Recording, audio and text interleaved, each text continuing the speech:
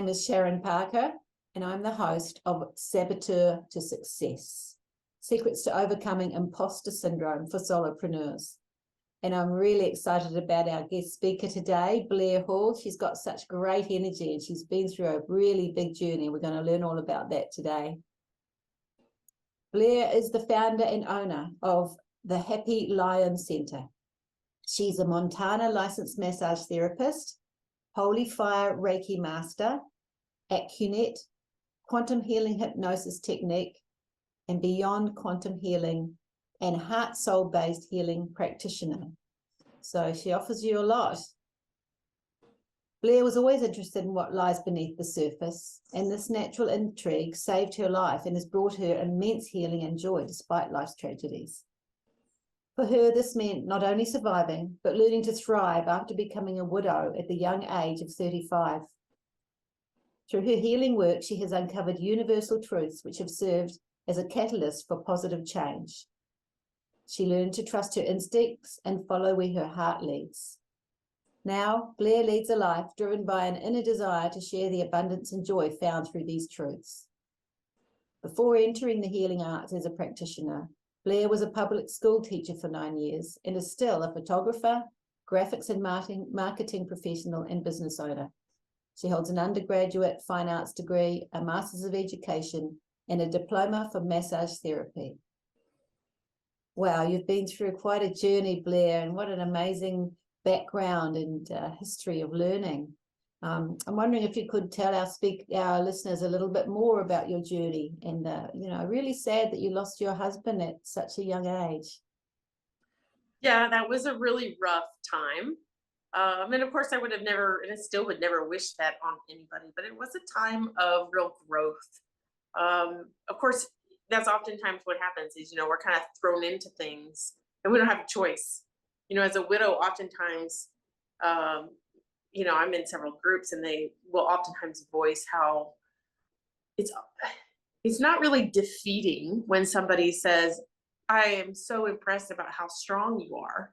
We just kind of get to the point where we just kind of laugh at that and say, well, I'm not strong. I just didn't have a choice, And that's just the way things go sometimes. And everybody has difficult circumstances in some area or another, but that just happened to be mine. And it definitely was the biggest difficulty I've had to overcome through my life so far. And it really paved the way for me to dive deeper into the stuff that I was already interested in. But I think life, the 3D world had kind of just distracted me enough that I was playing the game of, what am I doing with my life? And, does it fit in with everybody else's expectations of me and that kind of stuff. But because I was given the opportunity to spend more time on myself and almost forced to do that, I was able to really go where I wanted to go, which was the spirituality and the deeper meaning of things. And I knew, while I knew there was truth in it before, I just got more confirmation. It just became a stronger pull, more clarity about what it is and so forth. And yes, you mentioned, you were wondering how you fit into everyone else's expectations of you. And in the context of imposter syndrome and self-sabotage, thinking maybe you're not good enough, that's a really important question to explore. Could you talk about that a little bit? Well, I think for most people, it turns, there's a sense of frustration in either not meeting their expectations, because there's this, most people on some level have a desire to have harmonious relationships. And some of that involves appeasing the other person, or maybe doing things that the other person is, feels is the right fit, whether they think it's for them or it's for you. It doesn't matter. If they think it's the right fit, then you're trying to appease them on some level. And if it's not in alignment with what you should be doing, there's always a sense of frustration. There's always whether it's admitted, it's said out loud, or it's even acknowledged, maybe it's subconscious, there's always this low level irritation. And it's not, for me, it wasn't that I didn't like doing the things I did. based on other people's expectations. I picked things that I thought were a good fit for me. I mean, I didn't want to initially do teaching because my mother was a teacher, and I thought I don't want to do that. That's hard work, that kind of thing. But as I get older, I start to learn, actually, it probably is a pretty good fit. Actually, it's really fun. Actually, I love it, right? You don't know that until, sometimes other people suggest things, but the way that you go into the areas that suit you, it's more important that you are connected to yourself so that your choices feel in alignment with you than it is that you're appeasing somebody else. Because if you're always appeasing somebody else or making the outside world happy, you're really disconnected from yourself, right? And that's essentially what really will help you to make the right decisions. Is if you're going from, your core self, your higher self, for lack of a better term, right? What choices am I going to make?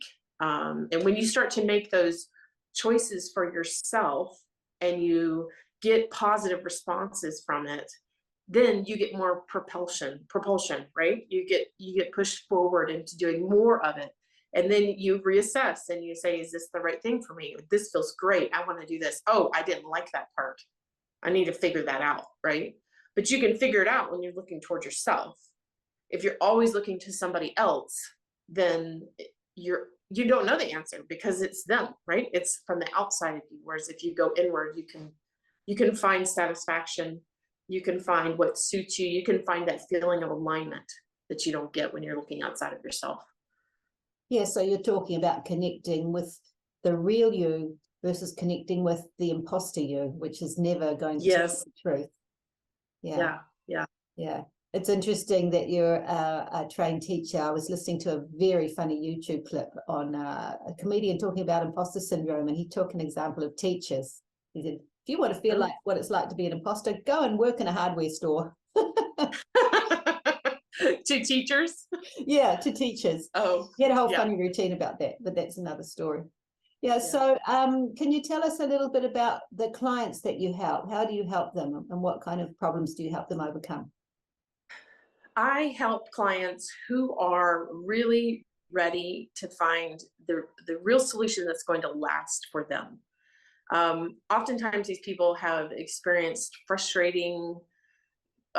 they have frustrating experiences that seem to kind of repeat. They see a theme that keeps happening over and over, and they keep making attempts to change the situation in their lives or change their outlook or whatever it is. And they just keep running into roadblocks. And so the difference with my clients and other clients, I would say, is that my clients are genuinely ready to go where they have to go, whatever it takes. Essentially, they have perseverance, but it's perseverance for self. It's not like determination, like they're going to, kind of bully anybody else into anything. This is all about the self. So these are very determined people, but they're people who are determined to make their lives better. And they're frustrated. That's the bottom line, is they're frustrated and they don't know what to do to get better, but they do know that connecting with themselves is really going to be the best solution, probably because they've connected with themselves on some level, right? Like they've done it before, maybe they had a touch of it, and they just need to find a way that they can continue to connect to themselves over and over. And some of that, we're in a 3D world. So some of that is, in fact, interacting with people who encourage you to do that. Maybe not choosing to go with a group of people who are, basically ignoring connecting to self completely, right? Or instead of that, you would choose, a friend who encourages you to really ask yourself genuine questions, that kind of thing. But you're making those choices to go in those situations that then the whole experience supports you in doing what you need to do to change the situation that you don't like.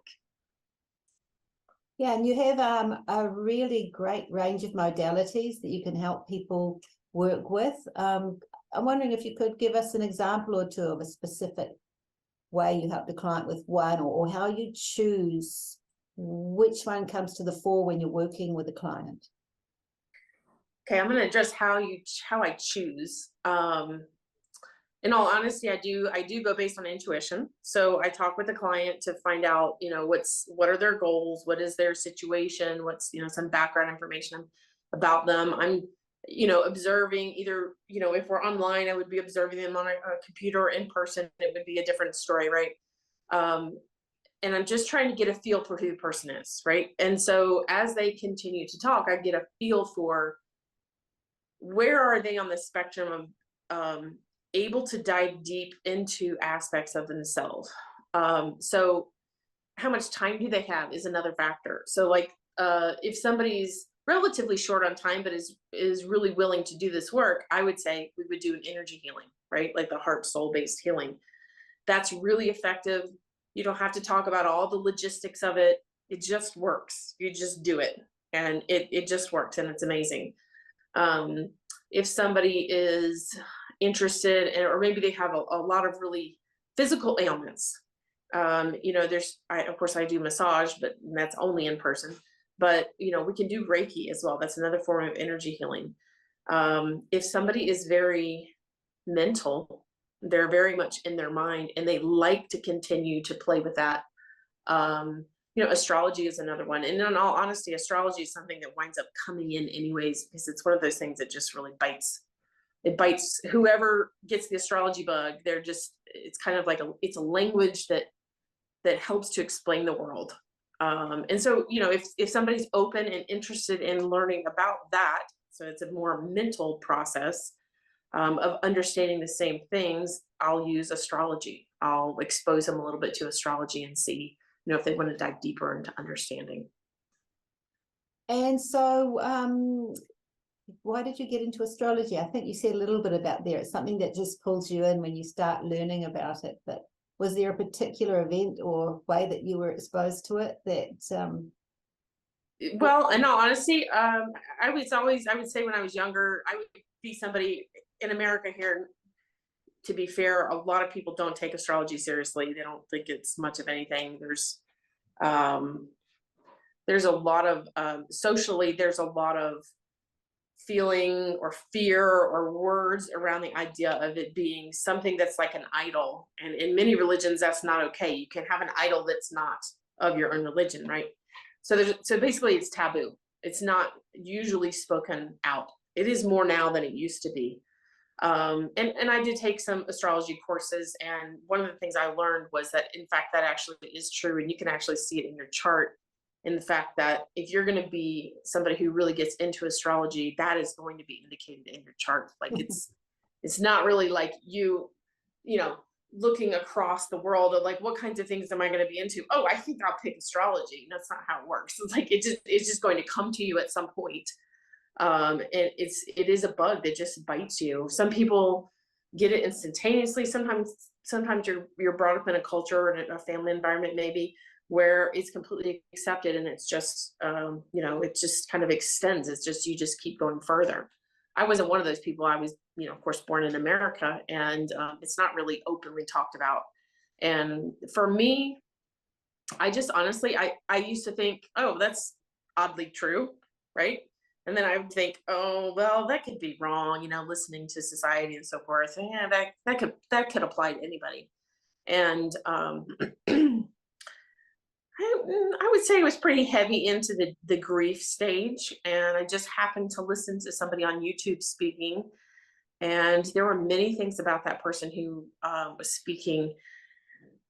She was speaking about a particular way of looking at astrology that really simplified it. And it was so easy to understand. I thought to myself, I know my birth time and birth information. I'm going to go look that up. And it was easy enough to watch the video one time and then go and look at it and really start to study it. And I just found that, that's really interesting. And every time you dive deeper, there's more stuff that you can find. And so, that particular person had a quality that I really liked, which was they didn't speak super slowly. Like it was intriguing enough to me that I was like, wait, I can hardly keep up with her. I'm gonna rewind it a little bit, and re-listen to it. And then I got some sort of pleasure because I like quick things, right? Pleasure from saying, oh wait, that makes a lot of sense, let me see if I can figure that out. And so I just went from there, and basically that was it. Like, I watched the one video and then I was just hooked. Later I find out too, there was a transit, we talked briefly about transits before this, but there was a transit where Jupiter was essentially indicating that that was going to be something that I was interested in. And so that was a really good experience of experiencing how impactful a transit actually can be. And so that was the start of it. Yeah, so can you, Um, for go our ahead. audience who don't know much about astrology, can you explain what transit means in the context that you're talking? So Dr. Bruce Lipton actually, I really appreciate that he acknowledged this in one of the Gaia TV events. It was like a convention or something. It was several days, and he's up there talking. And he actually acknowledges the fact that it is a legitimate thing. Even science can back it up. A transit. So essentially, we are born at a certain time in a certain location, and so wherever we are in essentially on the Earth and the universe. There are, of course, stars out in certain locations. So they measure it by the zodiac wheel, essentially on some level, right?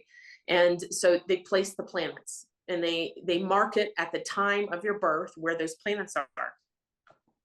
They also set what's called the ascendant, which means the sign that's on the eastern horizon when you're born.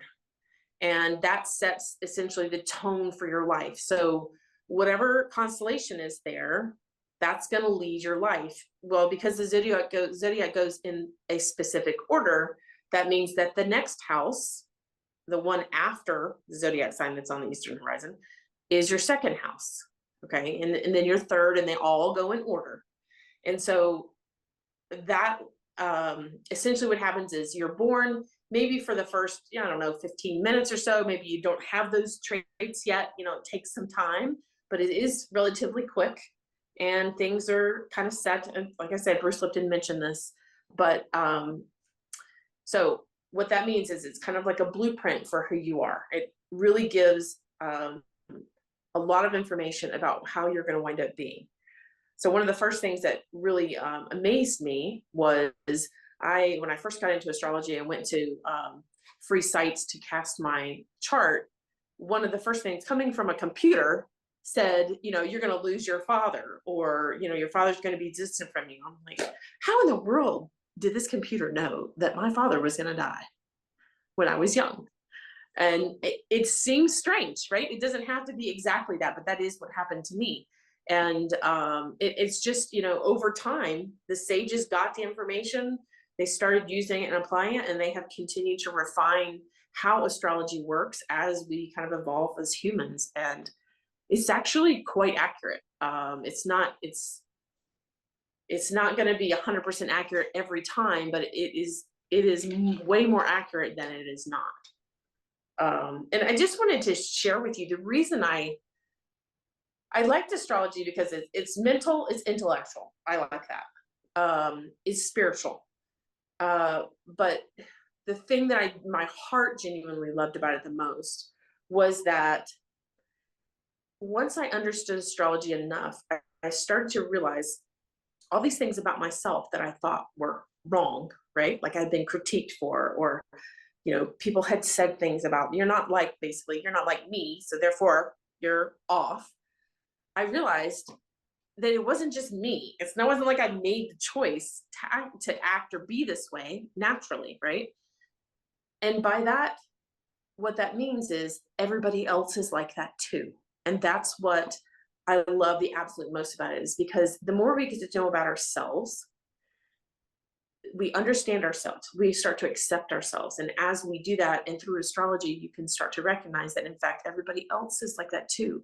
So to me, the only answer is to love, right? Love yourself, love the others. It doesn't necessarily mean that you're going to continue to be around somebody who's going to, aggravate you or what have you, but it's a true acceptance of everything and everyone that is. And that's what I love about it the most.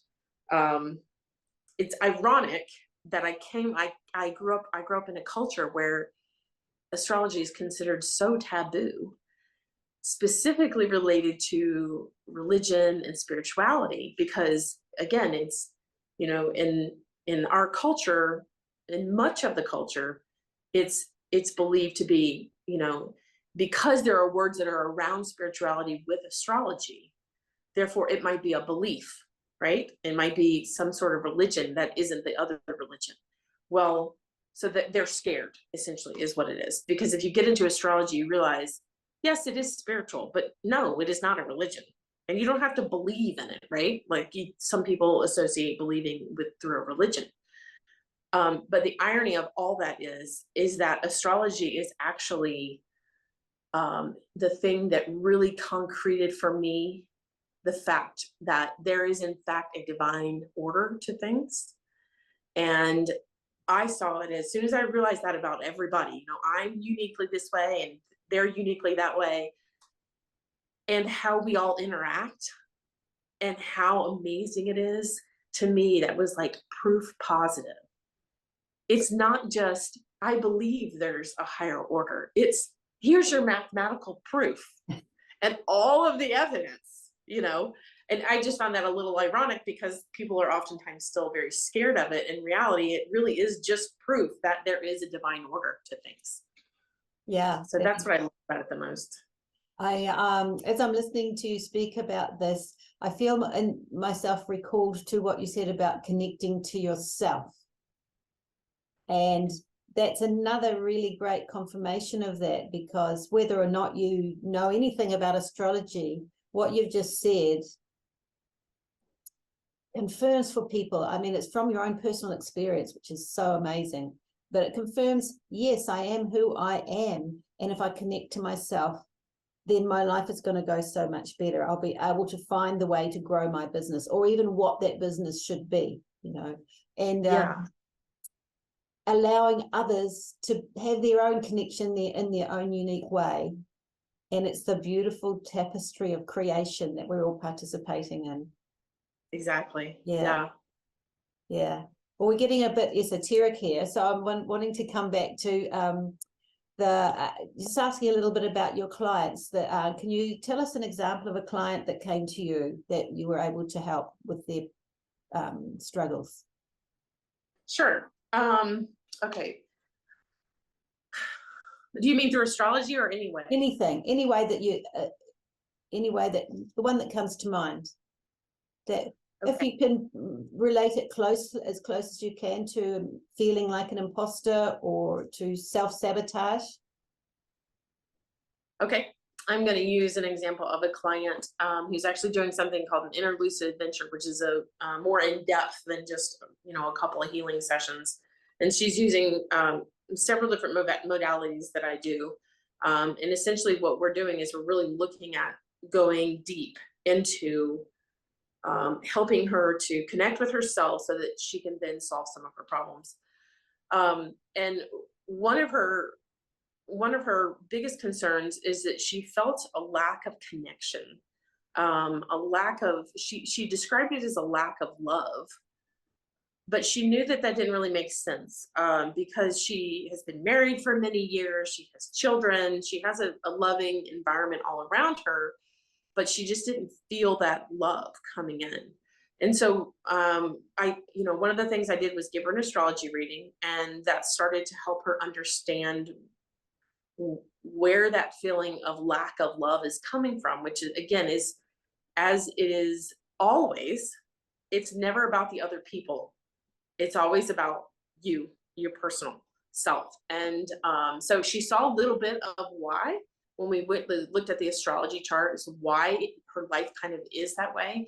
And then we dove into some hypnosis.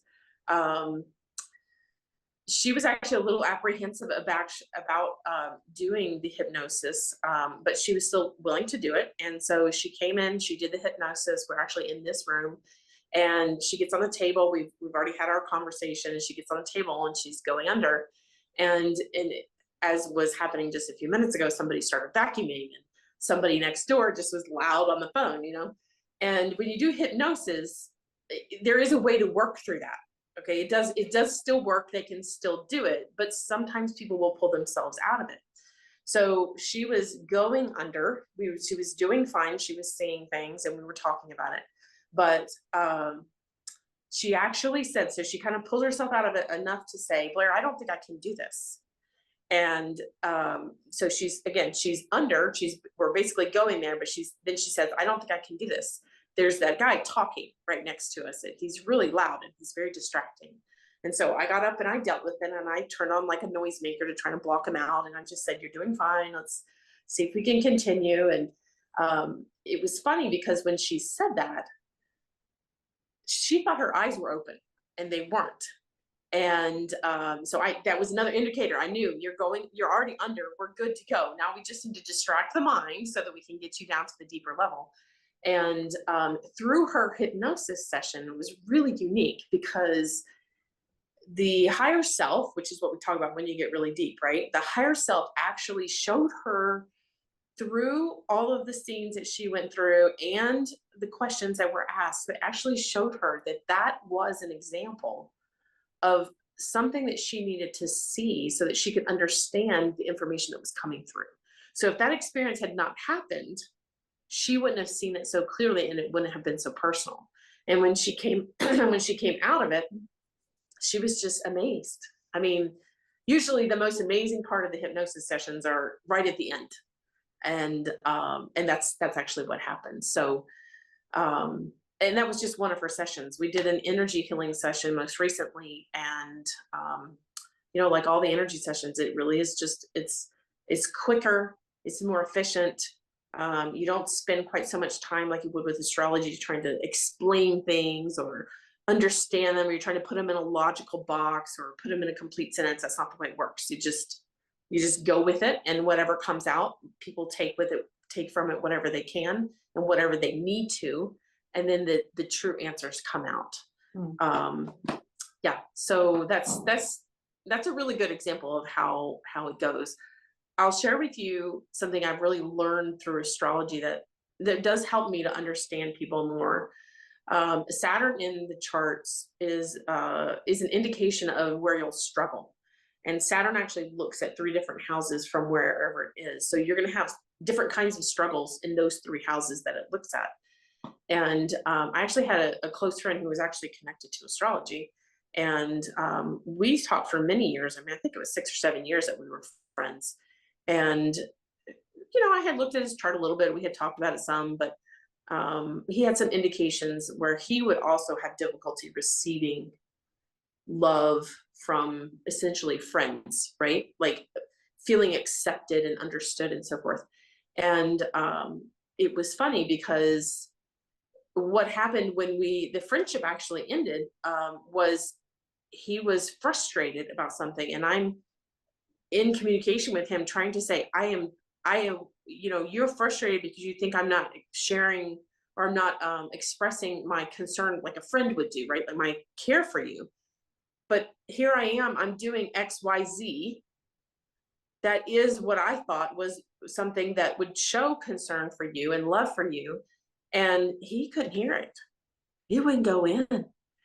It could have been a cultural thing. It doesn't really matter what it was. The bottom line is he couldn't accept it. And that was my biggest lesson in terms of learning what indications with Saturn are. Saturn causes restriction, and sometimes it blocks your ability to accept it. However, if you turn around and you know that about yourself, right? If you know I have this restriction here and you're willing to look at it, again, going back to the self, then you can start to recognize, okay, well, just entertain the idea of, I know I have difficulty receiving in this aspect. What if I'm not receiving it, but it's actually there? Let me see if I can see it in a different way. And just by changing it a little bitty bit, then all of a sudden you can start to feel it. And that's dealing with it. That's using the chart to try and improve your life. Yeah. And I'm dabbling in astrology right now, learning, and I love what my teacher says about Saturn, is ask Saturn for help. Go into meditation and see what Saturn say about that restriction and what that's there and how you can work with it. So very cool. Yeah, that's the greatest thing about Saturn is it's not there to punish you. It's there for the hard lessons. And the thing is with Saturn, if you don't put the effort in, it will continue to restrict things for you or make things difficult for you. Whereas if you actually do the work, then you get you reap the benefits. And they're not usually, I'm not saying that they can't be, but most of the time they're not like instantaneous. It's not a quick planet. It's a very slow planet. So essentially, it's training you to have different qualities that you don't innately have. But Yeah, if you and turn putting to a foundation, like a consolidation yes, and a foundation and a strength. Yeah. well, in structure, Saturn's all about structure. So if there's any place in your chart where you know Saturn is looking at, or it's there, you know that you need structure around that. And when you start to you do the things that Saturn says to do, and you put structure there, then you start to reap the benefits. And they're usually more appreciated, and they're usually I personally think they're better benefits, not just because they're more appreciated, but really because you've worked hard for them, right? You've been very clear about what you want. It's not like oh, well, I just thought this might be nice. Like, no, I've been thinking for years and years and years about this thing, and by golly, I'm going to enjoy it now. Yeah. So, Blaire, we're coming near the end of our time. So before we finish, can you tell our listeners about your free gift? Sure. Well, I'm not going to tell you everything, but I will tell you that I will be creating a gift for you that will help you to connect with yourself in a way that opens you up to that sort of, I'm going to say the word enlightenment, about understanding that really all of our struggles come from within, and because they come from within, and then we have the power to solve those things. And so when you start to open up to yourself and understanding yourself, then things really start to get in place, right? Things start to align, things start to feel better. So I'm not going to tell you exactly what it is, but it's going to be connecting to self. And I can promise you that it is going to be a wonderful, wonderful gift that you can use over and over again. Sounds great, Blaire. And again, connecting to self, not connecting to somebody else or something else. Right. Yeah. Not that imposter. So that's perfect for this summit. Thank you. So the link to Blaire's free gift is in the show notes, and the link, her website address is in the show notes, so you can find it all here. And just before we finish, Blaire, any last words for our listeners? My last words would be, take a deep breath and ask yourself the questions that you want to ask other people. Instead of directing your questions outward, direct them inward. And just breathe right through it. Dare enough to answer the question. No matter how you feel, just breathe through it and allow it to be. Thank you. It's been Thank you for having me. Pleasure to have you, Blaire. And yeah, thank you very much for being one of our summit speakers. You're welcome.